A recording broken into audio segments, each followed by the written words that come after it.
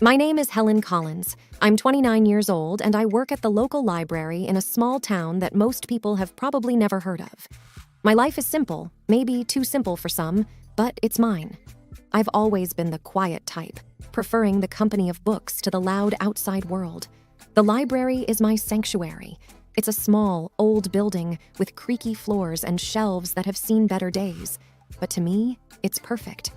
Every day, I open the library doors at 8 a.m., turn on the lights, and breathe in the familiar scent of books. It's a routine that never gets old. My parents passed away when I was young, so I was raised by my grandmother. She was a kind woman, always encouraging me to read and learn. But she's gone now too, and I'm all alone. No siblings, no close relatives, just me and my small world. Good morning, Helen. Mr. Jenkins, a regular visitor, greets me as he walks in. He's an elderly man who spends his days reading history books. Good morning, Mr. Jenkins. The new shipment of history books arrived yesterday. I've set them aside for you, I reply with a smile. Ah, you know me too well, dear. He chuckles, shuffling towards the designated shelf. The day goes on like this, with familiar faces coming and going. I help a group of kids find books for their school project, recommend a romance novel to Mrs. Harrison, and guide Mr. Thompson to the science fiction section. It's a quiet life, but I like it. I find comfort in the predictability, the routine. And then one day, everything changed. The day Jack walked into my life. He came in looking for a book, but I could tell he wasn't the regular library type. He seemed out of place with his crisp suit and confident stride. Can you help me find a book? He asked, his voice smooth and inviting. Of course. What are you looking for? I replied, trying to keep my composure. It's a novel, The Great Gatsby, I believe. Right this way, I said, leading him to the classic section. As I handed him the book, our hands brushed briefly, sending a jolt through me. It was a simple touch, but it lingered in my mind. Thank you, Helen, he said, reading my name tag. I'm Jack. It's nice to meet you, Jack. That brief encounter marked the beginning of everything, the beginning of a love that I thought would last a lifetime, the beginning of a journey that would take me from the quiet life I knew into a world of chaos and betrayal. If only I had known then what I know now, maybe things would have been different. But life doesn't come with a warning label, and sometimes we just have to learn the hard way. After that first meeting, Jack began to visit the library more frequently. It was odd, considering he didn't strike me as the reading type. But every time he came in, he'd ask for a book recommendation and then spend a few minutes chatting with me. One day, he walked in just as I was struggling with a box of newly arrived books. Need a hand with that? He offered, walking over. That would be great, thanks, I said, relieved. As we placed the books on the shelves, he asked, So, Helen, what got you into working at a library? I shrugged. I've always loved books. They're like friends, you know. Plus, it's nice and quiet here. He laughed. I can see that. It's like a whole different world. Our conversations grew longer with each visit. I found out that Jack worked in his family's business, something to do with real estate. He was easy to talk to, and for the first time in a long time, I felt like someone was genuinely interested in me. Then one day, he surprised me. Helen, would you like to have dinner with me tonight? He asked, a hopeful look in his eyes. I was taken aback. Like a date? Yes, like a date, he smiled. I hesitated. This was new territory for me, but there was something about him that made me want to say yes. Okay, sure, I'd like that, I replied, trying to keep my voice steady. We went to a small restaurant in town. It wasn't fancy, but it was cozy. We talked about everything and nothing, and for a few hours, I forgot about my usually solitary life. Walking home, Jack said, I had a really great time tonight, Helen. You're very different from the people I usually meet. I didn't know how to respond, so I just smiled. He continued, I'd like to see you again. Would that be okay? I nodded. Yes, I'd like that. From then on, we started seeing each other more regularly. He'd take me out to dinner or we'd go for walks. It was nice. For once, I felt like I was part of something more, part of a world that wasn't just about books and quietness. It wasn't long before I fell for him. Hard. He was charming and attentive, and he made me feel special. And when he proposed, I didn't hesitate. I said yes. Looking back, I wish I had seen the signs. I wish I had known that the charm was just a mask, a cover for something much less pleasant. But love has a way of blinding you, of making you ignore the warning signs. And I was very much in love, or at least I thought I was. After Jack and I got engaged, things started to change. It began with his parents. They didn't approve of me from the start. They thought I was below their son because I didn't come from money. The first time I met them, it was clear they didn't like me. We were at their house for dinner, and I was nervous. It was a big, fancy house, nothing like what I was used to. Helen, this is my mother, Margaret, and my father, Richard, Jack introduced. Nice to meet you, I said, trying to smile. Margaret looked me up and down. So you're the girl who works at the library. Yes, I am, I replied, feeling smaller by the second. Richard chimed in. Jack, couldn't you find someone more suitable? I felt like crawling into a hole. The dinner was long and uncomfortable. They made it clear they thought I wasn't good enough for their son. But Jack stood up for me, which made me love him even more. Before our wedding, they insisted on a prenuptial agreement. They said it was just a formality. I didn't have much to lose, so I agreed without making a fuss. Once we got married, I moved into Jack's house, which was actually his parents' house. They had given it to him as a wedding gift, but they acted like it was still theirs. His parents came over all the time, unannounced. They'd walk in and start ordering me around. Helen, make us some coffee, Margaret would demand as soon as she walked in. And I would, without saying anything. I didn't want to cause trouble. One day, Margaret pointed at the TV and said, Remember, Helen, in case of divorce, you can't claim this. It was like that with everything. They reminded me constantly that everything in the house wasn't mine. Jack started changing too. He wasn't the man I fell in love with. He started joining in on the jokes his parents made about me. One evening, I was trying to decide what to wear for a family event. I asked Jack for his opinion.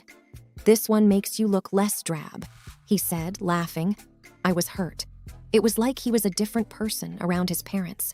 He didn't stand up for me anymore. Instead, he laughed along with them. It was exhausting, living in that house. I felt like an outsider, an unwanted guest.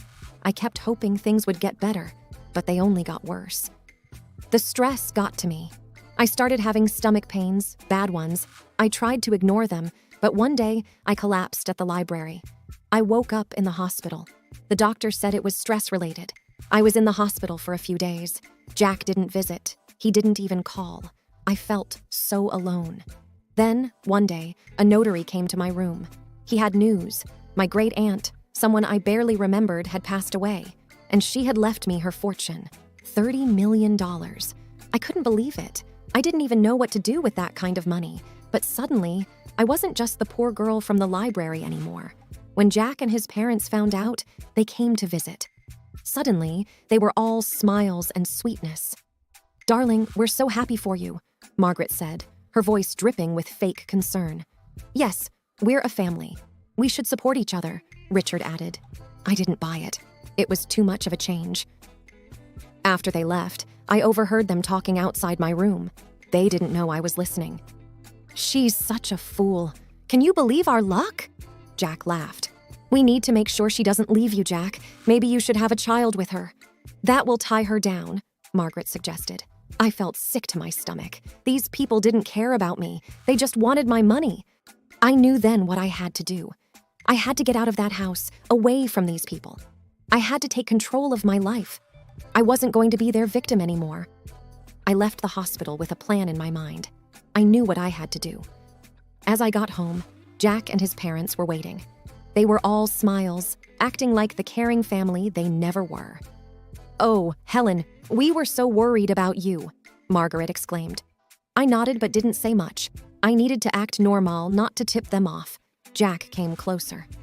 So, when do you get the inheritance? He asked, a little too eagerly.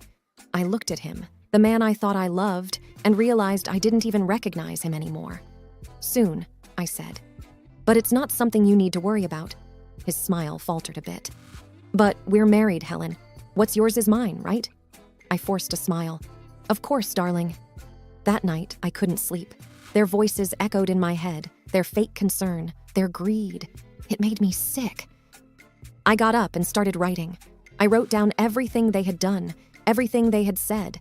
It was like a dam had broken, and years of pent-up frustration and pain poured out. The next morning, I had a meeting with a lawyer. I explained everything, showed him the prenuptial agreement. He was shocked but said the agreement would protect me. "You're doing the right thing," he assured me. When I got back, I found Jack and his parents in the living room. They looked up as I walked in. "There she is, our brave girl," Richard said with a smile that didn't reach his eyes. I sat down, clutching my purse. "I have something to say." They all looked at me, curious. "I'm filing for divorce," I said, my voice steady. The room went silent. Then Margaret erupted. "What? You ungrateful little—" Jack was on his feet. "Helen, you can't be serious. We love you." "Do you, Jack?" "Because I don't feel loved.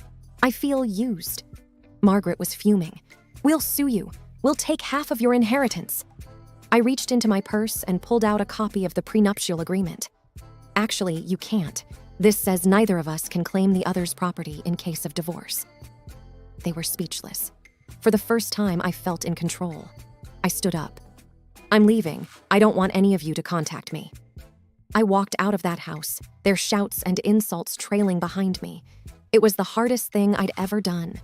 But as I drove away, I felt a weight lift off my shoulders. I was free from their disdain, their manipulation. For the first time in a long time, I felt like I could breathe. I didn't know what the future held, but I knew it had to be better than the past. I rented a small apartment in the city. It was nothing fancy, but it was mine. For the first time in years, I felt a sense of peace. I was still dealing with the divorce, but I felt like I could handle it. One day, I got a call from the lawyer. "Helen, there's something you should know about your great-aunt's will." I was puzzled. "What about it?" "There's a condition. You need to use a portion of your inheritance for a charitable cause. It was your great-aunt's final wish." I was surprised. I had no idea. The lawyer continued. "She was quite the philanthropist. It seems she wanted to pass that on to you." I hung up the phone, deep in thought. My great-aunt had given me a chance to do something good. It felt like a sign, a push in a new direction. I started researching charities and causes. I wanted to do something meaningful, something that would make a difference. That's when I stumbled upon a small organization that helped women who were victims of domestic abuse. It struck a chord with me. I contacted them and set up a meeting. The woman I met, Linda, was passionate and dedicated. "We provide shelter, legal aid, and counseling to women who have nowhere else to go," Linda explained. I listened, moved by the stories she shared. "I want to help," I said, feeling a sense of purpose I hadn't felt in years. With Linda's guidance, I used a part of the inheritance to fund a new shelter.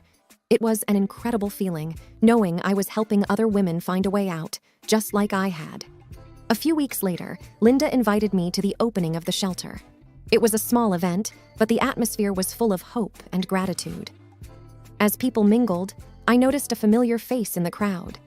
It was Sarah, an old colleague from the library. "Helen, is that you?" she asked, surprised. "Sarah, it's been so long," I said, hugging her. "What are you doing here?" she asked. I told her about the shelter, about my involvement. She listened, her eyes wide. "That's incredible, Helen. I had no idea." "It's a new chapter for me," I said, smiling. We spent the evening catching up. It felt good to reconnect with an old friend. It felt like pieces of my life were slowly falling back into place. As the event wrapped up, Linda came over. "Helen, I can't thank you enough. This shelter will change lives." I looked around at the faces of the women who now had a safe place to go. "It's the least I could do," I said, feeling a warmth in my heart that I hadn't felt in a very long time. The days started to blend into one another, each filled with the rewarding work at the shelter. I was finding a new sense of purpose, something that was truly mine. Then, out of the blue, my phone rang. It was a number I hadn't seen in a while, Jack's. My heart raced with a mixture of emotions, but curiosity won. "Hello, Jack," I said, my voice calm. "Helen, I need to talk to you. Can we meet? It's urgent." His voice sounded desperate. Reluctantly, I agreed to meet him at a public coffee shop, hoping that being in a familiar place would give me strength. Sitting across from Jack, he looked different, defeated, almost pitiful. His eyes were pleading. "Helen, I made a huge mistake. I want you back. I've realized how much you mean to me," he blurted out. I looked at him, feeling nothing but contempt. "Why now, Jack?" He sighed. "My parents, they controlled everything. They were the reason our marriage failed. I was weak, but I'm different now." I felt a surge of anger. "You blame your parents? You stood by while they treated me like dirt. You laughed with them, Jack." He reached for my hand, but I pulled away. "Please, Helen, I know I was wrong. I've changed." I stared at him, seeing the man I once loved but now felt nothing for. "Changed or not, it's too late. I feel nothing for you, Jack. Nothing but contempt." His face fell, and for a moment, I saw a glimpse of the man I married. But it was fleeting. "I'm sorry, Jack. I've moved on. I have a life now, a purpose. There's no place for you in it," I said firmly. He nodded slowly, a look of resignation on his face. "I understand. I just had to try." Leaving the coffee shop, I felt a weight lift off my shoulders. It was over. Truly over. The next day, there was an event at the shelter. A local artist had donated a sculpture, and it was to be unveiled in the garden. As I stood there, surrounded by people who supported and believed in me, I felt a sense of belonging. Sarah, my old colleague from the library, stood beside me. "You've done something amazing here, Helen," she said, smiling. The artist pulled the cover off the sculpture, revealing a figure of a woman reaching up to the sky. It symbolized hope, strength, and new beginnings. Applause filled the air, and for a moment, everything felt right in the world. Linda, the woman who had helped me so much, came over. "Helen, this is just the beginning. There's so much more we can do." I looked around at the faces filled with hope and knew she was right. This was my new beginning, and I was ready to embrace it fully. My new life was busy and fulfilling. Every day at the shelter brought new challenges and rewards. My confidence grew, and for the first time in years, I felt in control of my destiny. I even started taking self-defense classes, something I would have never imagined doing before. One day, as I was leaving the shelter, I saw a car parked outside. It was my mother-in-law, Margaret, and she stepped out as soon as she saw me. "Helen, we need to talk," she said, her voice softer than I'd ever heard. "I have nothing to say to you, Margaret," I replied, my voice steady.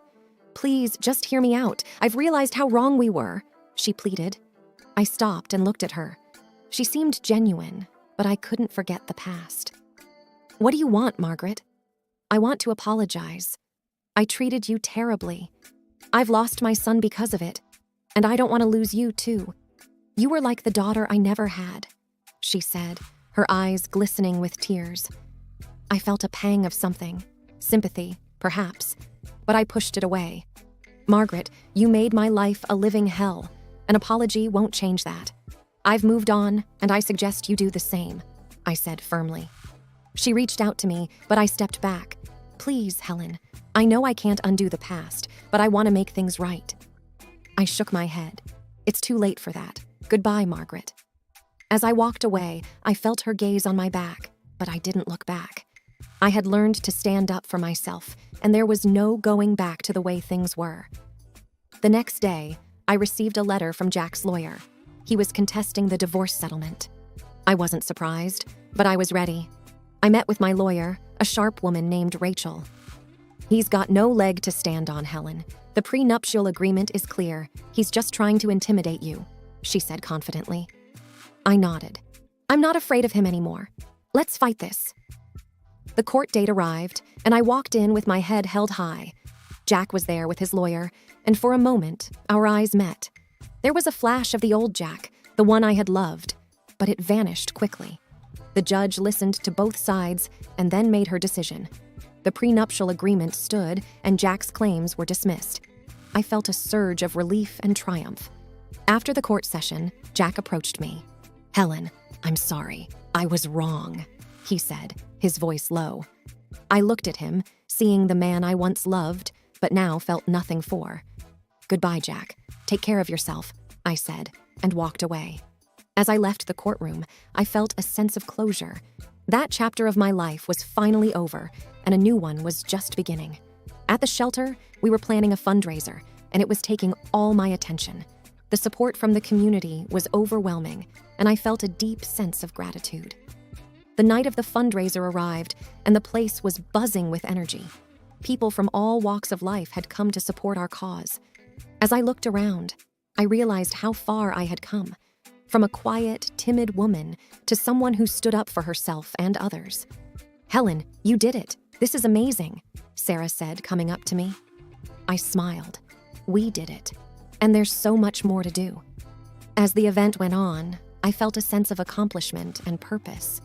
This was my life now, and I was exactly where I was meant to be.